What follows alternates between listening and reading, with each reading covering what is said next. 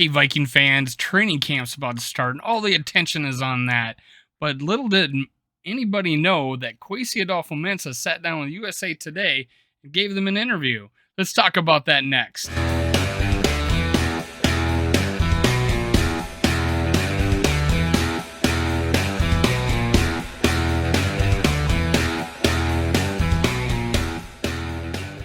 Welcome to Minnesota Sports Talk. I'm your host, Dave. You can follow me on Twitter, TikTok, and Facebook, Skull World.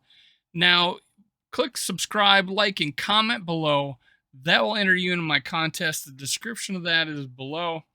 Now, also, ring the bell so you never miss an episode. I'm also go live twice or three times a week over at Purple Pocket Podcast. The show's called Skull Live. Give him a like and follow, too. Now, let's get started talking about Kwesi Adofo-Mensa and what he had to say to USA Today, with a few other quotes from other people mixed in there. What I read today was not a long article. It says it's a 9-minute read. I do have the article down below in the description so you can read it in full context. Now, what USA Today did was cut it up a lot, even had like 2-word quotes. I don't know if they gave it the full context, and some of the quotes could sound a little, bad. And I'm going to read it, the one, and point out the one that kind of sounds bad, but when you think about it, it's not. Now, there is a quote in there from Kirk Cousins, and I'll start off on reading that first. This is Cousins talking, through my 10 years in the league going into 11 now, you've seen so many crazy things happen. You just always need to keep an open mind that anything can happen. But my expectations was I'd be here, that we'd be doing all we can to make a run at winning a world championship this year. I think we're in that spot. But now we got to go put the work in and go do it. Now, this is Kirk Cousins talking about winning a championship and believing he has a team now. This is him putting his cards in. Hey, we can win a championship with this team. What a level of expectation that he's putting on his shoulders going into the season. You don't see that a lot. You haven't heard that before, maybe. I don't know. I think he's always said we had his goal is always to win a championship, but this is saying we have the team now.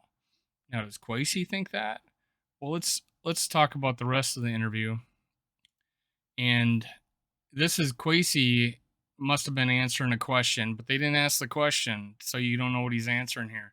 He says, I'll be frank, he told USA Today, and during the sit down at an offense conference table, the one asset where you get nervous about is not burning it down is quarterback. That's the quote I'm talking about. He's nervous about not burning down the quarterback position.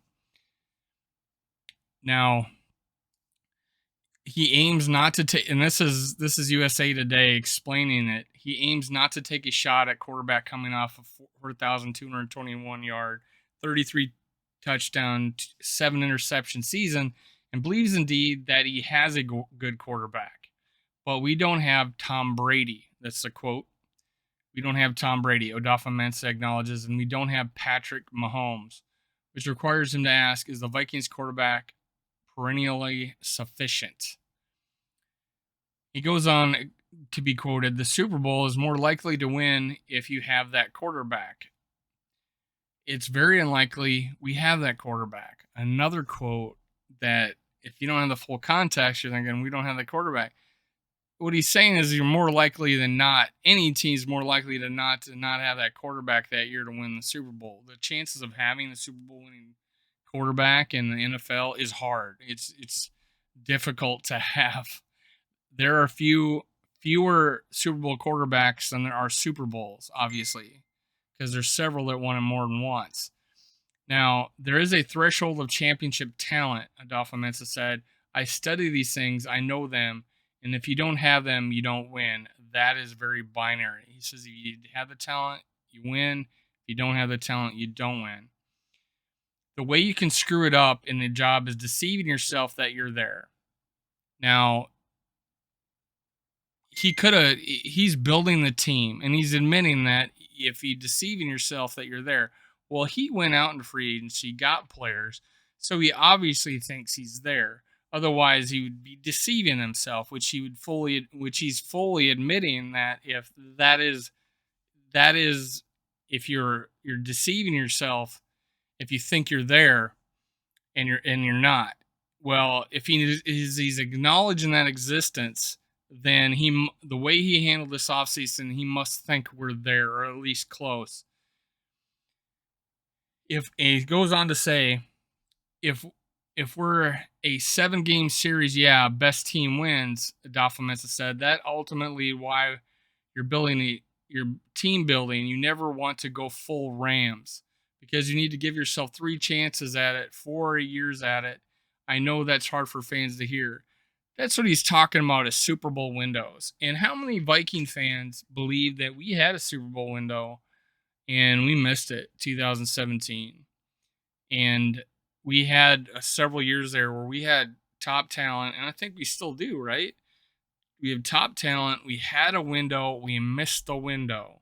And that's what he's talking about is building a team for 3-4 years instead of what he believes the Rams did and went and leveraged their future to go get a quarterback and had 48-50 million dollars towards the quarterback because they were still responsible for the quarterback they sent to the Lions.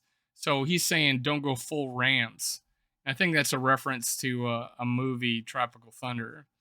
I won't say the reference, but it's a good reference. He does a lot of pop culture references. Adopho-Mensa considers the system thinking about the interconnectedness of football and hopes to determine ways the offense can cut one negative run per game, 1/3 and 10, ways the defense can forfeit one fewer explosive play and get off the field with one more contained drive before halftime. He looks to O'Connell to be the problem solver. While O'Connell describes his GM, I'll cut there and say what O'Connell says about him.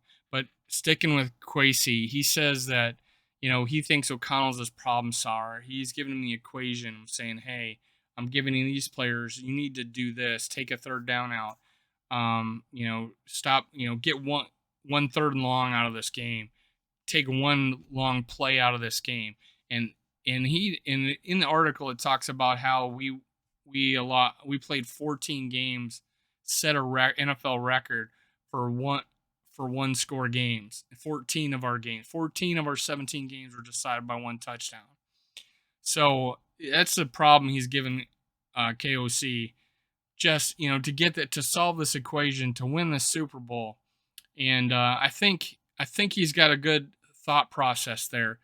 You hear of it's a game of inches. Well, it's one play. It's a big play here. It's a third down here. And he knows that. And that's where we faltered last year with a really low ranked defense, giving up points and yards. And we did that 2 years in a row and we won 8 games.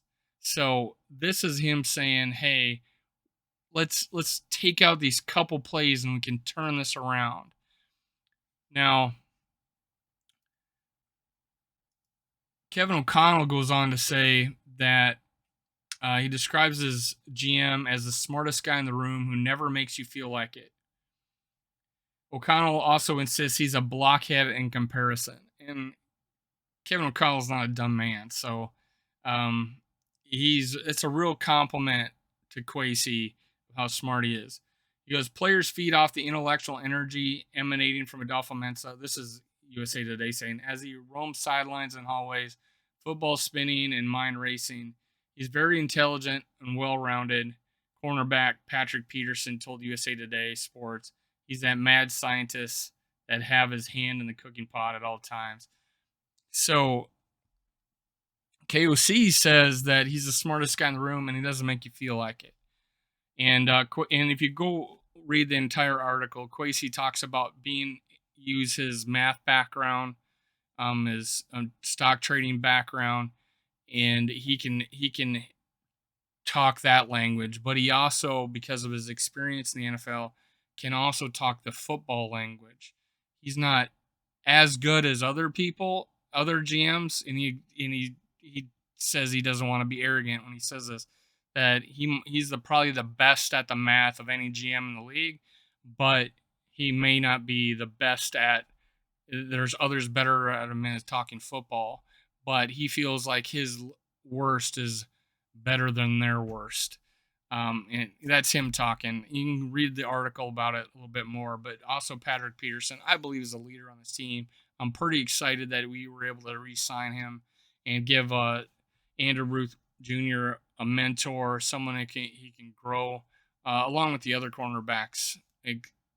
So I think that was a great pickup, and he's a smart man. He sees these guys as leaders, and I respect his opinion. I really do. Now, this to me was awesome to hear. Honestly, he believes that he has a team that can go to the next level, and in the article it also talks about that they hope that that maybe they don't have the team going into the draft, but that draft may have put him over the hump, and that's the way he feels about it. And everybody knows that they drafted and really had, it looks like, deficiencies in mind and how we can build on that, and that was defense, and it looks like they filled that in offensive line with a second round pick. So just going off this article and from what we saw, it really looks like this is what they, that we have a lot to look forward to.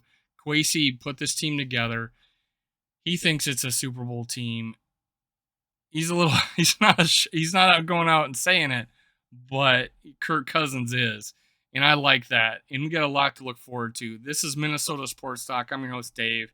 Follow me on Twitter, Facebook, TikTok, Skull World.